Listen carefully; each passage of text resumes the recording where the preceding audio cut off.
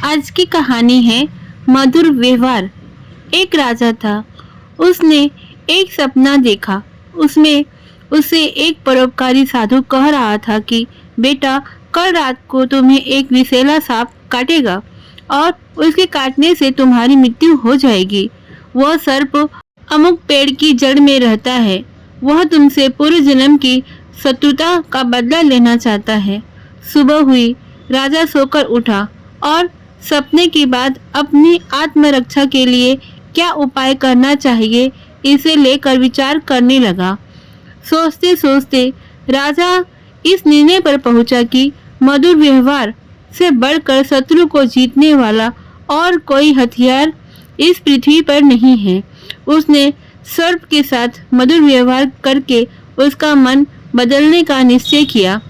शाम होते ही राजा ने उस पेड़ की जड़ से लेकर अपने सैया तक फूलों का बिछौना बिछा दिया। सुगंधित जालों का छिड़काव कराया गया। मीठे दूध के कटोरे जगह जगह रखवा दिए और सेवकों से कह दिया कि रात को जब सर्प निकले तो कोई उसे किसी प्रकार का कष्ट पहुंचाने की कोशिश न करे।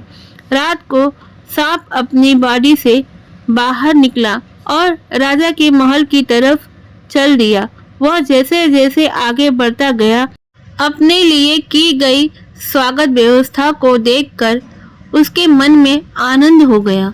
कोमल बिछौने पर लेटा हुआ, मन भावनी सुगंध का स्वाद ले करता हुआ, जगह जगह पर मीठा दूध पीता हुआ आगे बढ़ रहा था।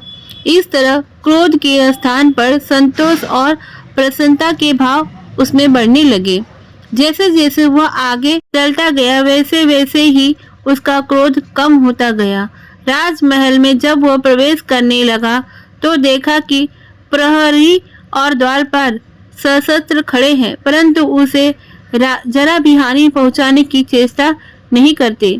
यह असाधारण सी लगने वाली दृश्य देखकर सांप के मन में स्नेह उमड़ पड़ा और सद्व्यवहार, नम्रता, मधुरता के जादू ने उसे मनमुक्त कर दिया था। कहाँ वह राजा को काटने चला था, परंतु अब उसके लिए अपना कार्य असंभव हो गया था। हानि पहुंचाने के लिए आने वाले शत्रु के साथ जिसका ऐसा मधुर व्यवहार है, उस धर्मात्मा राजा को कैसे काटूं, किस प्रकार काटूं, यह प्रश्न के चलते वो दुविधा में पड़ गया।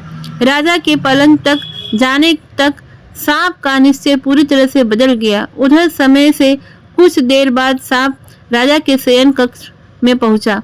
सांप ने राजा से कहा, राजन, मैं तुम्हें काट कर अपने पूर्व जन्म का बदला चुकाने आया था, परंतु तुम्हारे सौजन्य और सद्व्यवहार ने मुझे परास्त कर दिया।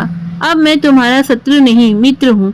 मित्रता के उपहार स्वरूप अपनी बहुमूल्य मणि से मैं तुम्हें दे रहा हूँ। लो, इसे अपने पास रख लो। इतना कहकर और मणि राजा के सामने रखकर सांप चला गया।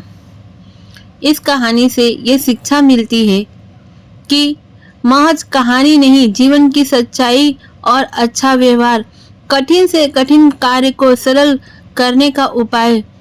ये आपके जीवन में व्यवहार कुशलता है और वो सब कुछ पा सकता है जो पाने की वो इच्छा रखता है।